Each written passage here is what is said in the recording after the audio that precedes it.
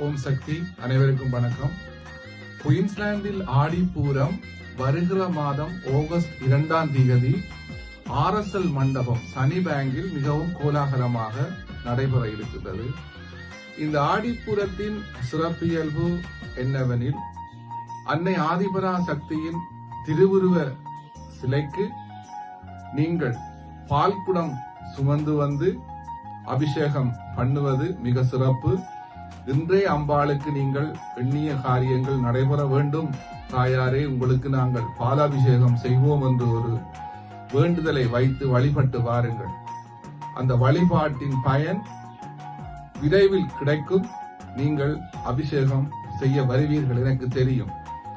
இன்றைக்கு 13 வருடங்களாக இந்த நிகழ்வு குயின்ஸ்லாந்தில் நடைபெறுவது மிகவும் சிறப்பு. அந்த ஆதிபரா சக்தியின் திருவுருவ சிலை அது உண்மையாகவே அம்பாளே அன்றைய நாளில் வந்து வீட்டிலிருந்து உங்களுக்கு அருள் புரிகின்ற அந்த நாள் 2ஆம் தேதி ஆகஸ்ட் மாதம் சனிக்கிழமை மாலை 6 மணி முதல் இரவு 8:30 மணி வரை நடைபெற இருக்கின்றது. பால்குடம் எடுப்பதற்காக நீங்கள் 5 மணி அளவில் வந்து அங்கே நடைபெறுகின்ற தேர்